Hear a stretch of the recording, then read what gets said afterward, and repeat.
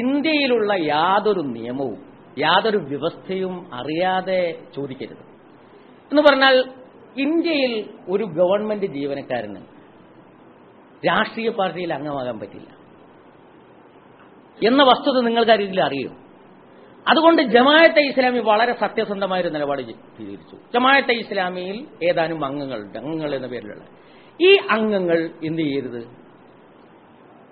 ഏറ്റവും കീ പോസ്റ്റിലുള്ള സംഗതികളിൽ വരരുത്. അതൊരു പക്ഷേ സംഘടനാപരമായിട്ടുള്ള ഏറ്റുമുട്ടലുകൾക്ക് കാരണമായി തീരുമെന്ന് തീരുമാനിച്ചു. അതായത് ഇന്ത്യയിലെ ഒരു വ്യവസ്ഥക്ക് അനുഗുണമായിട്ടുള്ള ഒരു നിലപാട് ജമാഅത്തെ ഇസ്ലാമി സ്വീകരിച്ചിട്ടുണ്ട്. അതും പഞ്ചായത്ത് തെരഞ്ഞെടുപ്പുമായിട്ട് എന്താ ബന്ധം? ഒരു ബന്ധവുമില്ല.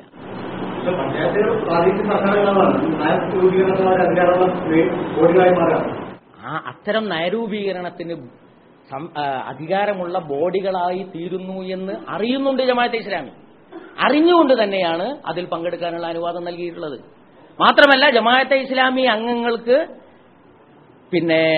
പാർലമെന്റിലും നിയമസഭയിലും മത്സരിക്കാനുള്ള അംഗീകാരവും ജമാഅത്തെ ഇസ്ലാമി ഭരണഘടനയിൽ നൽകി കഴിഞ്ഞു. ജമാഅത്തെ ഇസ്ലാമി എന്ന് പറഞ്ഞാൽ അതിന്റെ വളർച്ചക്കനുസരിച്ചും നാടിന്റെ മാറ്റങ്ങൾക്കനുസരിച്ചും പരിവർത്തനങ്ങളിലൂടെ നീങ്ങിക്കൊണ്ടിരിക്കുന്ന ഒരു പ്രസ്ഥാനമാണ്. ഇത് കേവലമായ ഒരു മതസംഘടനയായെന്ന് വിലയിരുത്തുമ്പോഴാണ് ഈ കാര്യങ്ങൾ മനസ്സിലാക്കാനുള്ള പ്രയാസം. ഇതൊരു സാമൂഹ്യ പ്രസ്ഥാനമാണ്. സാമൂഹ്യ പ്രസ്ഥാനം എന്നുള്ള നിലയ്ക്ക് അതിനുള്ള നയങ്ങൾ മാറ്റത്തിരുത്തലുകൾക്ക് വിധേയമായിക്കൊണ്ടേയിരിക്കും. ഇപ്പോൾ ജമാഅത്തെ ഇസ്ലാമി പാർലമെന്റിലും നിയമസഭയിലും ഒക്കെ മത്സരിക്കാനുള്ള അനുവാദം അതിന്റെ അനുയായികൾക്ക് നൽകിയിരിക്കുകയാണ്. തീർച്ചയായിട്ടും ഉണ്ടാവും.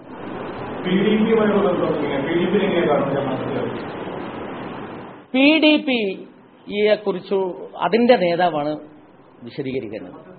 ജമാഅത്തെ ഇസ്ലാമി അതിനെ കാണുന്നത് പ്രത്യേകിച്ചും നമ്മുടെ മഅദനി സാഹിബിന്റെ രണ്ടാം വരവിന് ശേഷം കേരളത്തിന്റെ ഒരു പ്ലൂറലിസമുണ്ട്, ഒരു മതസൗഹാർദ്ദപരമായിട്ടുള്ള ഒരു അന്തരീക്ഷമുണ്ട്. ആ അന്തരീക്ഷത്തിന് അനുഗുണമായിട്ടുള്ള നിലപാടുകൾ അദ്ദേഹം സ്വീകരിച്ചതായിട്ടാണ് ഞങ്ങൾ മനസ്സിലാക്കാൻ കഴിയുന്നത്. ഇതിന് വിരുദ്ധമായിട്ടുള്ള നിലപാടുകൾ അദ്ദേഹം സ്വീകരിക്കുന്ന ഒരവസ്ഥയുണ്ടാവുകയാണെങ്കിൽ അതുവരെ അതൊരു ജനാധിപത്യ കക്ഷിയായിട്ടും കേരളത്തിന്റെ അന്തരീക്ഷത്തിൽ പ്രവർത്തിക്കാൻ അവകാശമുള്ള ഒരു കക്ഷിയുമായിട്ട് ജമാഅത്തെ ഇസ്ലാമിക്ക് കാണാൻ കഴിയുകയുള്ളൂ എന്നത്.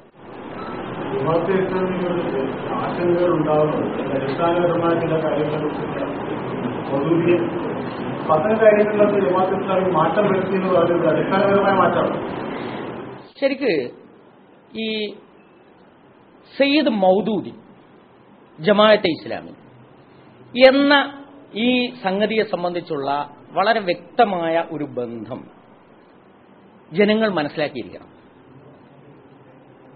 ജമാഅത്തെ ഇസ്ലാമിയുടെ സ്ഥാപക നേതാക്കളിൽ ഒന്നാമത്തെയാളായിരുന്നു സയ്യിദ് അബുല്ലാല മൗദൂദി. 1941 ജമാഅത്തെ ഇസ്ലാമി എന്ന സംഘത്തിന് അവിഭക്ത ഭാരതത്തിൽ അദ്ദേഹം രൂപം നൽകിയിട്ടുള്ളത്. അദ്ദേഹത്തോടൊപ്പം 10-70 പണ്ഡിതന്മാർ വേറെയും ഉണ്ടായി. ബ്രിട്ടീഷ് ഇന്ത്യയിൽ സാമ്രാജ്യത്വ വിരുദ്ധതയുടെ അടിസ്ഥാനത്തിൽ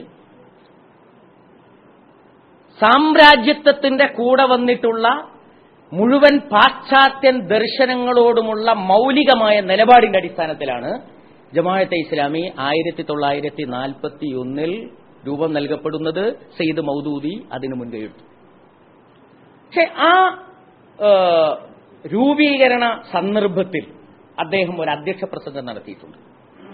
ആ അധ്യക്ഷ പ്രസംഗത്തിൽ അദ്ദേഹം പറയുന്നത് ഈ സംഘടനയുടെ മൗലിക പ്രമാണങ്ങൾ ഖുർആനും പ്രവാചകചര്യയും ആയിരിക്കും,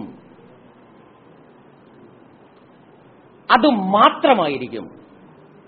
മാത്രമല്ല പ്രവാചകനായിരിക്കും സത്യത്തിന്റെ മാനദണ്ഡം. പ്രവാചകനല്ലാത്ത ഒരാളെയും സത്യത്തിന്റെ മാനദണ്ഡമായി ഈ സംഘം അംഗീകരിക്കുകയില്ല. സത്യവാൻമാർ എല്ലാവരും ഉണ്ടാകാം, പലരും ഉണ്ടാകാം, പക്ഷെ സത്യത്തിന്റെ മാനദണ്ഡം അതുമാത്രമായിരിക്കും. എന്റെ വ്യക്തിപരമായ സ്വാതന്ത്ര്യത്തിൽ ജമാഅത്തെ ഇസ്ലാമി ഇടപെടും എന്ന് ഞാൻ വിചാരിക്കുന്നില്ല. ജമാഅത്തെ ഇസ്ലാമിയുടെ ഏതെങ്കിലും ഒരു നിലപാടിൽ എന്റെ വ്യക്തിപരമായ സ്വാധീനം ഉണ്ടാകും എന്ന് ഞാൻ വിചാരിക്കുന്നില്ല. ജമാഅത്തെ ഇസ്ലാമി രൂപീകരിക്കപ്പെട്ടു കഴിഞ്ഞാൽ അത് അതിന്റെ സ്വതന്ത്രമായ അസ്തിത്വമുള്ള ഒരു സംഘടനയായിരിക്കും. ഇത് 1941. എന്നാൽ ജമാഅത്തെ ഇസ്ലാമി ഹിന്ദ് എന്ന ഇന്ത്യയിലെ സംഘം രൂപപ്പെടുന്നത് 1948 1950 നമ്മളൊരു റിപ്പബ്ലിക്കായി മാറുന്നത്. അതിനുശേഷമാണ് ഇന്ത്യയിൽ ഇന്ത്യൻ ജനത എന്താണ്, ഇന്ത്യ എന്ന രാഷ്ട്രം എന്താണ് എന്ന് നമ്മൾ തന്നെ നിർവചിക്കുന്നത്. അതുവരെ ഉണ്ടായിരുന്ന നിർവചനം നമ്മുടെ നിർവചനമായിരുന്നില്ല, പാശ്ചാത്യരുടെ നിർവചനമായിരുന്നു. ഇന്ത്യയെ നിർവചിക്കുന്നത് നമ്മുടെ സ്വാതന്ത്ര്യത്തിന് ശേഷമാണ്, റിപ്പബ്ലിക്കായി മാറിയതിനു ശേഷമാണ്.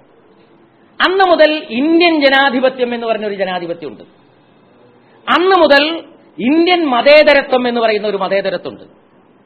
അന്ന് മുതൽ നാനാത്വത്തിൽ ഏകത്വം എന്ന് പറയുന്ന ഇന്ത്യ ഉയർത്തിപ്പിടിക്കുന്ന ഒരു ആശയമുണ്ട്. 1948 രൂപീകൃതമായിട്ടുള്ള ജമാഅത്തെ ഇസ്ലാമി ഹിന്ദ് ഇന്ത്യൻ ജനാധിപത്യത്തെയും ഇന്ത്യൻ മതേതരത്വത്തെയും ഇന്ത്യയിൽ ഉയർത്തിപ്പിടിക്കുന്ന നാനാത്വത്തിൽ ഏകത്വം എന്ന് പറയുന്ന സിദ്ധാന്തത്തെയും വിശകലനം ചെയ്തുകൊണ്ട് അതിനനുഗുണമായിട്ടുള്ള, അതുമായി ഏറ്റുമുട്ടാത്ത നിലപാടുകൾ സ്വീകരിച്ചു വന്നിട്ടുള്ള ഒരു പ്രസ്ഥാനമാണ്.